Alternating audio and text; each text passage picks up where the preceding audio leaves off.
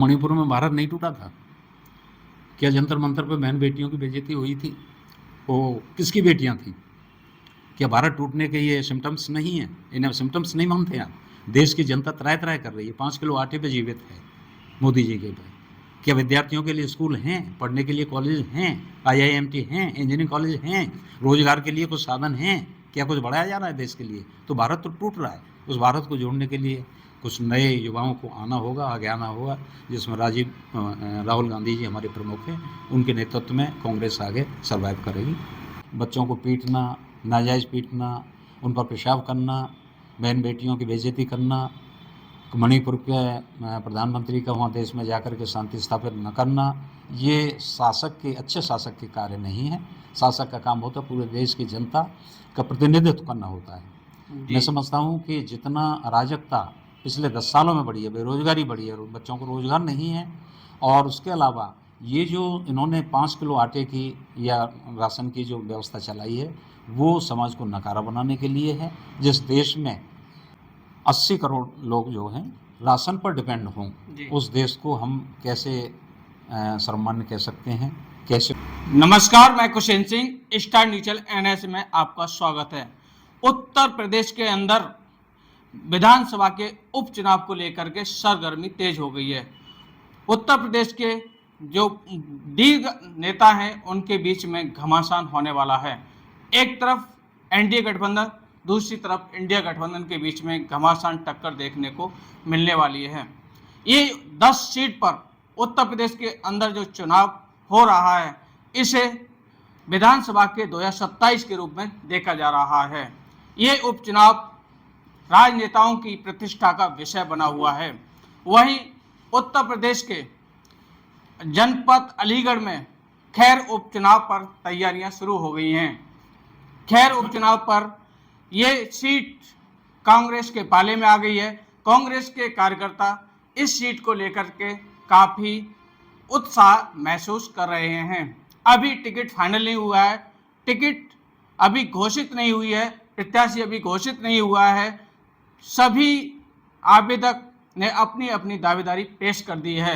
सभी आवेदक गांव-गांव जाकर के, घर-घर जाकर, गली-गली जाकर कांग्रेस की नीतियों का चुनाव प्रसार कर रहे हैं। सभी राजनेता अपने पक्ष में मतदान करने की अपील कर रहे हैं। वहीं पूर्व स्वर्गीय त्रिलोक चंद जी, जो पूर्व में विधायक भी रहे हैं, सांसद भी रहेंगे, उनके भतीजे KP सिंह उर्फ कुंवरपाल सिंह जी, जो जन्मजात कांग्रेसी कार्यकर्ता रहे हैं और पूर्व में प्रशासनिक अधिकारी रहे हैं, जो कि मेरे पास बैठे हुए हैं। इन्होंने खैर उपचुनाव से अपनी MLA पद की दावेदारी पेश की है। इनसे बातचीत करते हैं। सर, आपका स्वागत है हमारे चैनल में। थैंक यू सर, क्या कहेंगे कि आपको ये जो कांग्रेस पार्टी की नीतियां प्रभावित कर रही हैं और पार्टी से दावेदारी पेश करना उचित नहीं समझा है? क्या कहना चाहेंगे? देखिए, कांग्रेस पार्टी इस देश की बहुत ही पुरानी पार्टी है जी, और इसका अस्तित्व भी बहुत है, काफ़ी प्रदेशों में है, और विगत चुनावों में जो भी रिजल्ट्स आए हैं वो कांग्रेस के फेवर में हैं। वो बात दूसरी है कि बीजेपी ने अपनी तिकड़म से 2-4 लोगों को तोड़ करके अपनी ओर जोड़ करके और ये सत्ता बना ली है, लेकिन मैंडेट बीजेपी के पक्ष में नहीं है। मैंडेट कांग्रेस के भी पक्ष में नहीं रहा, लेकिन जिस तरीके से जोड़ तोड़ करके सरकार बनाई है वो आगे चलने वाली नहीं है। कांग्रेस से मेरा परिवार बहुत पहले से जुड़ा हुआ है। जनजाति कांग्रेस रहे हैं, दादा लाई से पीछे से लेकर के पिताजी से, चाचा जी से, डिप्टी स्पीकर भी रहे हैं, मेंबर ऑफ पार्लियामेंट भी रहे हैं कई बार, और मंत्री भी रहे हैं। मैंने उनका साथ दिया है और प्रशासनिक अधिकारी के रूप में भी रहा हूँ। अलीगढ़ क्षेत्र में हमारी पूरे परिवार की सेवाएं हैं, और उन सेवाओं को देखते हुए मैं समझता हूँ कि अलीगढ़ जनपद की सेवा की जाए। खैर क्षेत्र के इस चुनाव में अगर किसी तरीके से टिकट मिलती है, क्योंकि राहुल जी के साथ भी काम किया है, सोनिया जी के साथ भी काम किया है, प्रियंका जी के साथ किया, और उनके परिवार के साथ भी मैंने बड़ी मेहनत के साथ काम किया है पिछले 20 सालों से, 30 सालों से, और उसके बाद रिटायर्ड हूँ। तो अगर वो योग्य समझेंगे तो मुझे ज़रूर याद करेंगे, ऐसा मेरा विश्वास है। क्या लग रहा है आपको, इतने धुरंधर लोगों के बीच में कहीं कांग्रेस का क्या जनाधार रहेगा? किस प्रकार की यहाँ पर उपचुनाव को लेकर के खैर पे तैयारियां चल रही हैं? कांग्रेस का जनाधार बहुत कुछ है अगर उसे इकट्ठा किया जाए, क्योंकि कांग्रेस ही पूरे जाटव समाज जो 70,000 पे 70,000 वोट से खैर में सम्मिलित है, वो तीसरे नंबर पर है। दूसरे नंबर पर ब्राह्मण समाज आता है 85,000 के करीब और 1,10,000 चौधरियों का वोट बैंक है। लेकिन अगर कांग्रेस के लिए सारे वोट बैंकों को प्लस मुस्लिम को, ब्राह्मण समाज को इकट्ठा किया जाए तो कांग्रेस भारी बहुमत से विजयी होगी। जी जी, जैसा कि आप इतने लंबे समय से डाउनफॉल रहा है, इसका क्या श्रेय मानते हैं कि एकदम सुनामी आई है, तो इसका श्रेय किसको जाता है? इससे पहले भी डाउनफॉल रहा है, बहुत समय बाद कांग्रेस का उभरता हुआ रूप देखने को मिल रहा है। देखिए, कांग्रेस का उभरता हुआ इसलिए देख रहा है कि जब बीजेपी के लोगों ने, इतिहासकारों ने और वहाँ के वित्त से जुड़े हुए लोगों ने संविधान पर कटाक्ष करना शुरू कर दिया, तो देश की जो दलित पिछड़ी शोषित जनता है वो जागृत हुई और उसने संविधान को बचाने के लिए वोट कांग्रेस के, समाजवादी के पक्ष में किया। जी, इसलिए कांग्रेस में जागृति है और अगले भविष्य में कांग्रेस ही सर्वाइव करेगी, क्योंकि बीजेपी की हालत आज की तारीख में बिल्कुल सही नहीं है। जैसा आप देख रहे होंगे, चाहे गुजरात है, चाहे आरएसएस है, चाहे मुख्यालय है, चाहे चंद्रबाबू नायडू हैं, ये सब एक दूसरे को टांग खिंचाई में लगे हुए हैं। ऐसा महसूस होता है कि सरकार ज़्यादा दिन या मोदी जी सर्वाइव कर पाएंगे या नहीं कर पाएंगे, ऐसा मेरा विश्वास है। इसलिए लोगों की निगाहें दलितों की, पिछड़ों की, शोषितों की और मुस्लिमों की, अक़लियत के लोगों की, जो मणिपुर में कांड हुए हैं, जो जंतर मंतर पर बहन बेटियों के साथ, खिलाड़ियों के साथ बदतमीजी हुई, उनको देखते हुए देश की व्यवस्था को संभालने के लिए आज बहुत सख्त ज़रूरत है कि कांग्रेस जैसे कठोर प्रशासक इस देश को संभालें, तभी देश की स्थिति संभल में आएगी। वरना इस देश को रसातल में ले जाने वाले जो नेता लोग हैं, 106 कैंडिडेट जो बीजेपी के नहीं हैं, जी। वो आज सत्ता में बैठे हुए हैं। जी, कहने का मतलब है कि बीजेपी में जो पहुंच जाए जी। वो दूध का धुला हुआ हो जाता है, जी, और जो बीजेपी में नहीं है उसके पीछे ईडी और इसकी इनकम टैक्स की जांचें शुरू हो जाती हैं। स्वयं बहन जी 10 साल से जी। इस तरीके से सुसुप्त अवस्था में रही है जी। कि उनकी तरफ जो जाटव वोट बैंक था वो डाइवर्ट हुआ कांग्रेस और समाजवादी की तरफ। कांग्रेस को सोचना चाहिए, दलित समाज उनके साथ है, जाटव समाज विशेषकर उनके साथ है, मुस्लिम उनके साथ है। अगर ऐसे में भी वो अपनी सत्ता बरकरार नहीं रख पाते हैं जी। या 27 के चुनाव के लिए अपना मैंडेट नहीं दे पाते हैं, तो ये बहुत बड़ा कांग्रेस का दुर्भाग्य होगा। लोकसभा के चुनाव में जैसा कि बहुत अच्छी सुनामी आई, बहुत अच्छा जनाधार इंडिया गठबंधन को देखने को मिला, क्या इसका कारण रहा कि जैसे इसमें सबसे ज़्यादा इंडिया गठबंधन ने जो अपना मुद्दा रखा, आरक्षण बचाओ, संविधान बचाओ, क्या लगता है आपको कि आरक्षण और संविधान खतरे में? जी, संविधान खतरे में है। संविधान की बहुत सारी धाराएं इन्होंने परिवर्तित की हैं, बहुत सारी जगह इन्होंने हायर और जनप्रतिनिधियों का अपमान भी किया है, चाहे वो संसद का उद्घाटन हो, चाहे किसी जगह का हो। ये तानाशाही सरकार ज़्यादा दिन नहीं टिकने वाली। और 10 साल से मैं समझता हूँ कि जितना बेरोजगारी फैली है, आप ये समझिए जीडीपी कहाँ आ गई है जी, और कितना देश पर कर्ज हो गया है। जो 50 लाख करोड़ के बीच में था, जी। आज वो 165 लाख करोड़ के लगभग होने जा रहा जी, है। जी, हर बच्चे पर कर्ज है, पैदा होने वाले बच्चे पर पहले ही कर्ज है। जी। मोदी जी इस देश को ढंग से उसकी वित्तीय स्थिति के अनुसार नहीं चला रहे। उन्होंने जो इलेक्टोरल बॉन्ड से पैसा इकट्ठा किया है लोगों को डरा के, धमका के, वो उन्हें बड़ा महंगा पड़ेगा और देश की राजनीति में एक भूचाल आने वाला है। इसलिए मेरा निवेदन है कि सभी दलित, मुस्लिम, ये मेरे जितेंद्र तिवारी जी असिस्टेंट प्रोफेसर हैं डिग्री कॉलेज में, ब्राह्मण महासभा के भी बहुत ही अच्छे कार्यकर्ता हैं और पुराने साथी रहे हैं। बहुत सारे ब्राह्मणों के प्रतिनिधि जी। के रूप में ये मेरे साथ हैं। बहुत सारे ब्राह्मणों ने हमें आगाह किया है कि दलित, वंचित, अल्पसंख्यक और ब्राह्मण समाज इस देश की दशा को सुधार सकता है। जीरो ग्राउंड रिपोर्ट पर देखने को बहुत ज़्यादा मिल रहा है कि दलितों पर बहुत ज़्यादा अत्याचार लगातार होता चला जा रहा है, जो कि रुकने का नाम नहीं ले रहा है। क्या कहना चाहेंगे? दलितों पर अत्याचार होते रहे हैं पहले भी, लेकिन इस वर्ष पिछले 10 सालों से बहुत ही बढ़ोतरी हुई है। उस देश के लिए खुशहाल कह सकते हैं जहां राशन भट के पेट के लिए केवल 2 जून की रोटी दी जा रही है। जी, मुसलमान- जैसा कि कांग्रेस के जो राहुल गांधी जी वरिष्ठ नेता हैं, इन पर लगातार व्यक्तिगत कटाक्ष किया जाता है। कभी जाति को लेकर के किया जाता है, कभी व्यक्तिगत इन लोगों उनकी जीव काटने की बात कही जाती है, कभी वीजा रद्द करने देखिए, की बात कही जाती है, कभी कहा जाता है कि विदेश में जाकर के हमारे भारत देश की बदनामी कर रहे हैं। क्या कारण है कि ये सब हो रहा नहीं, है? राहुल जी ने एक स्टेटमेंट दिया था, किसी लड़की ने पूछा था वहाँ अमेरिका में कि सब ये आरक्षण आपके देश में कब तक रहेगा, तो जी। राहुल जी ने एक साफ जवाब दिया था कि जब तक समानता नहीं आएगी तब तक आरक्षण जी। रखना पड़ेगा। उस स्टेटमेंट को बीजेपी और अन्य नेता लोग उसे भुनाने के लिए, उसे घुमाने के लिए, उसे घुमा फिरा करके वक्तव्य देते हैं, जबकि उनका स्टेटमेंट बिल्कुल ही साफ और स्वच्छ छवि का है। जी। इसमें कोई बुराई नहीं है। लेकिन आरक्षण पर कटाक्ष करना या आरक्षण को ख़त्म करना या क्रीमी लेयर करना या देश को डिवाइड करना, 6 महीने 6 साल के लिए अग्निवीर स्थापित करना, जी। लोगों की पेंशन जो ओल्ड पेंशन स्कीम थी उसे समाप्त कर देना, ये देश की अराजकता के सिम्टम्स हैं जो आगे जाकर के नासूर बनेंगे।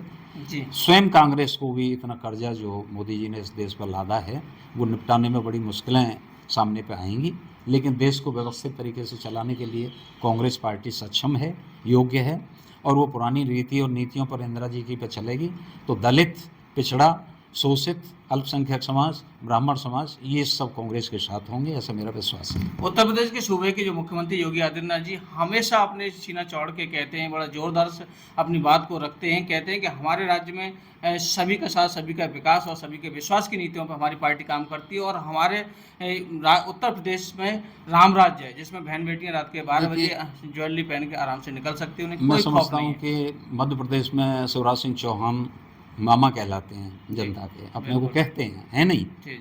उनके बच्चे स्वयं अमेरिका में हैं, पढ़ रहे हैं, लेकिन देश के बच्चों के लिए स्कूल खोलने में उन्होंने कोई कोताही नहीं दिखाई। यहाँ तक कि व्यापम कांड जो हुआ है वो आज तक पीछा नहीं छोड़ रहा, और जितनी भी वैकेंसीज निकली हैं उनको तीसरे दिन उन पर स्टे आ जाता है, उनके पेपर आउट हो जाते हैं, उनकी भर्तियाँ आज तक नहीं हुई हैं।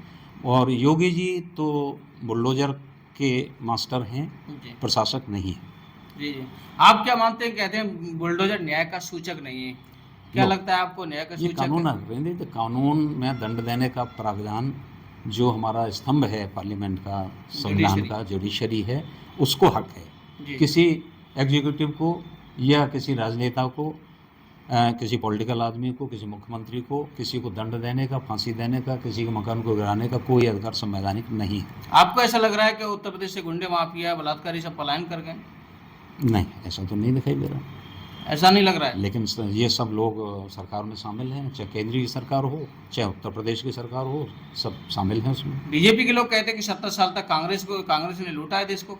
नहीं, ऐसा नहीं है। जो भी पुरानी योजनाएं हैं, रेहंद है, भाखड़ा नांगल बांध है, विद्युत परियोजनाएं हैं, ये सारी की सारी जितने भी एम्स हैं, जितने भी मेडिकल कॉलेज हैं, सब कांग्रेस की स्थापना के समय के पीरियड के हैं, वो बनाए हुए आज भी चल रही हैं। उस पीरियड के आज भी ऐसे ही मैं समझता हूँ कि एक भी एम्स नहीं बना, एक भी IIMT कॉलेज नहीं बनी, एक भी काम एजुकेशन के उसमें नहीं हुआ। शिक्षा बिल्कुल ख़त्म हो गई है इस देश से, शिक्षा को लाना बहुत ज़रूरी है। कांग्रेस काफ़ी दिन तक सत्ता में रही है। प्यारेलाल लोधी नहीं थे, प्यारेलाल जी चौधरी थे, जो यहाँ के पड़ोस के क्षेत्र के ही बहुत पुराने बुजुर्ग नेता थे। मैं उनको अच्छी तरीके से जानता हूँ, हमारे बुजुर्गों में से थे। और जितने भी दिन से कांग्रेस ने डिफीट खाई है वो केवल यहाँ के लोगों की बंटवारे की वजह से ऐसा हुआ है, वरना चौधरी जगवीर सिंह, उनसे पहले प्यारेलाल जी, उनसे पहले नेत्रपाल जी, ये जितने भी नेता रहे से कांग्रेस माइंडेड के थे। चौधरी चरण सिंह के सिद्धांतों के चलने वाले थे, वो भी कांग्रेस ही थे। चौधरी चरण सिंह भी कांग्रेस के थे। लेकिन अब इस समय जो आपाधापी है वो रिजर्व सीट होने की वजह से यहाँ कांग्रेस नहीं जीत पा रही है। रिजर्व सीट में डिजर्विंग कैंडिडेट को अगर टिकट दिया जाता है तो अवश्य कांग्रेस सर्वाइव करेगी। देखिए, मैंने पूर्व में ही पूरा समीकरण बता दिया है। 1,10,000 चौधरी वोट हैं जो इस बार बीजेपी से नाराज हैं। नाराज़ी का उनका एक कारण है, और यहाँ से चौधरी विजेंद्र सिंह काफ़ी जो मतों से जीते हुए हैं। बीजेपी की हार हुई है 1400-1500 वोटों से। उम्मीद ये देखी जा रही है कि यहाँ का जो किसान है, जिसको वहाँ 750 किसानों को हत्याएं हुई हैं, मारे गए बेचारे, उन किसानों का भी असर है, बहन बेटियों की इज्जत का भी असर है, मणिपुर का भी असर है, स्कूल कॉलेजों का पढ़ाई का भी असर है। तो इस बार यहाँ जो दिखाई दे रहा है वो दलित समाज कांग्रेस के प्रति, समाजवाद के प्रति और पुराने सिद्धांतों के प्रति आशान्वित है। यहाँ का ब्राह्मण समाज भी इसी उम्मीद को देख रहा है। ब्राह्मण समाज दूसरे नंबर की बिरादरी है, तीसरे नंबर पर जाटव समाज आता है। इन तीनों समाजों में से जाट समाज भी इस समय कांग्रेस के साथ है। प्यारेलाल जी, गंगाराम जी, ये सब एक ही परिवार से रहे हैं। ऐसे लोग हैं कि जो कांग्रेस को पुनर्जीवित करने के लिए हम लोग लालायित हैं। कांग्रेस अगर सही सीजेंट प्रत्याशी को लाएगी, सीजेंट जिसका वास्तव में अधिकार है, और ऐसे कैंडिडेट को लाया जाता है, तो कांग्रेस के साथ ब्राह्मण समाज भी, अल्पसंख्यक भी और यहाँ के दलित वर्ग के सभी लोग, क्योंकि लोगों को विश्वास मायावती जी में नहीं रहा है, उन्होंने अपना पिछले लोकसभा चुनाव में अपना मैंडेट दे दिया है समाजवादी को और कांग्रेस को। कांग्रेस इसका फ़ायदा उठाना चाहती है तो उसे सोचना पड़ेगा और यहाँ के दलित समाज के लोगों को, जिनकी संख्या बहुतायत है, उनको टिकट दे करके यहाँ से सीट निकालनी होगी, जो एक 27 का मैंडेट बनेगा। नहीं, घमासान कुछ नहीं है। जनता की भावनाएं बड़ी अच्छी हैं और पार्टी को ज्वाइन करने वाले आते रहते हैं, जाते रहते हैं, छोड़ते भी रहते हैं, चले जाते रहते हैं, ऐसी कोई बात नहीं है। और नसीमुद्दीन सिद्दीकी जो प्रभारी रहे हैं और स्टेट में कई बार मंत्री भी रहे हैं, वो अच्छे संगठनकर्ता हैं। इस समय वो क्षेत्र में लगे हुए हैं, हम उनके साथ हैं, पूरा साथ दे रहे हैं। कांग्रेस को इस बार जिता के ले जाएंगे। देखिए, टिकट देना न देना ये तो उच्च नेतृत्व का काम है, मेरा नहीं है। मैं तो एक प्रत्याशी के रूप में नहीं, कार्यकर्ता के रूप में कांग्रेस के साथ हूँ।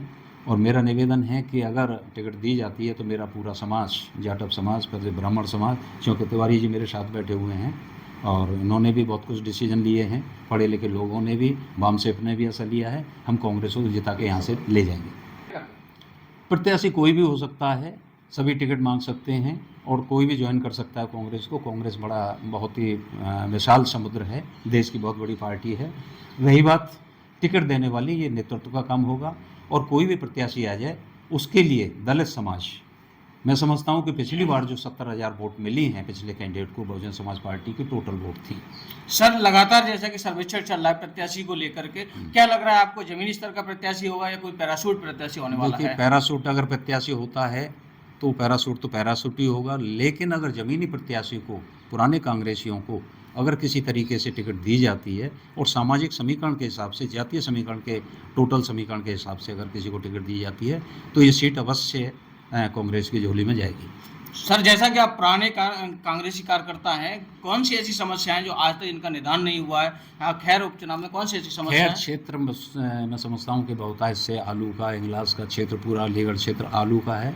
यहाँ अभी तक गंगा के, यमुना के दोआबे तक, पलवल और टप्पल तक कोई भी ऐसी फैक्ट्री नहीं है जो आलू को कंज्यूम किया जा सके, उससे चिप्स वगैरह बनाई जा सकें। दूसरी समस्या ये है कि हमारे बच्चों के जाने के लिए खैर से यहाँ तक अभी तक किसी प्रतिनिधि ने मेट्रो रेल की कभी कोई प्रस्तावित योजना नहीं मांगी है संसद में बैठ करके। ये उन प्रतिनिधियों की गलती है। जब जिस क्षेत्र से एमपी हैं, एमएलए हैं, उन क्षेत्र के लोगों को ये मांग करनी चाहिए। जैसे कि हमारे विद्यार्थी, पढ़ने वाले, काम करने वाले नोएडा, गाजियाबाद, परी चौक और दिल्ली तक रोज़ाना सुबह जा सकें और शाम को आके अपनी मक्के की रोटी और मेथी के साथ खा सकें। सड़क खैर के अंदर और जट्टारी के अंदर बहुत ही कंजस्टेड है। बाईपास की नितांत आवश्यकता है। बाईपास का प्रस्ताव भी कई बार भेजा गया है, क्योंकि मैं प्रशासनिक अधिकारी भी रहा हूं तो मुझे मालूम है अच्छी तरीके से। लेकिन स्थानीय नेताओं ने उस पर कोई बल नहीं दिया, उसको मांग नहीं कर पाए। सेंट्रल गवर्नमेंट से दोनों बाईपास हो जाने चाहिए थे। और यहाँ एक मेट्रो रेल और आलू के चिप्स का एक बहुत बड़ा कारखाना, लिहाजा दूसरा चीज़ यहाँ पे गन्ने का कोई कंजम्पशन नहीं है, तो मांग करनी चाहिए थी। जो कि सर 8 तारीख को यहाँ रैली होने वाली है, कांग्रेस की बहुत बड़ी रैली होने वाली है। क्या लग रहा है कितने प्रत्याशी, कितने लोग यहाँ पे जुट जाएंगे? मैंने पूर्व में भी अवगत कराया था कि नसीमुद्दीन सिद्दीकी पुराने बसपा के संगठक करता हैं और वो कुशल नेतृत्व यहाँ प्रदान कर रहे हैं और सभी लोग मिलकर के रैली को सफल बनाएंगे। अभी चुनाव की घोषणा नहीं हुई है, प्रत्याशी की भी नहीं हुई है। सभी लोग मिलकर के एक यही नहीं होगी रैली, आगे भी होती रहेंगी। जब तक चुनाव की घोषणा होगी तब तक 2-3 रैलियां और भी होंगी और हम बहुतायत से उस संख्या में उपस्थित होंगे, ऐसा मेरा विश्वास है। मैं यही निवेदन करूंगा कि देश में परिवर्तन की ज़रूरत है। परिवर्तन की लहर चल चुकी है, राहुल गांधी उसका नेतृत्व कर रहे हैं और हमने भी, दलित समाज ने, विशेषकर जाटव समाज ने इनको मैंडेट दिया है लोकसभा के चुनाव में कि दलित वोट संविधान को बचाने के लिए, बाबा साहब के आरक्षण को बचाने के लिए और देश की स्थितियों को संभालने के लिए केवल और केवल राहुल गांधी और कांग्रेस पार्टी में अपना विश्वास कर रही है, ऐसा मेरा भरोसा है। 8 तारीख को रैली होने जा रही है जी। आज हमारे पास 24 घंटे बचे हैं, किस तरीके से कवर कर पा देना चाहते हैं? 8 तारीख की रैली को सफल बनाने के लिए मैं इस क्षेत्र की जनता को आह्वान करता हूं कि कांग्रेस को स्थापित करने के लिए इस रैली में अधिक से अधिक संख्या में भाग लें। हमने वाहन भी लगा रखे हैं, ट्रैक्टर भी लगा रखे हैं, बसें भी लगा रखी हैं और देहात से सारे लोग एक साथ यहाँ आएंगे। रैली में जो भी संबोधन होगा उसे सुनेंगे और देश की जनता यहाँ से एक अच्छा मैंडेट कांग्रेस के फेवर में देकर जाएगी।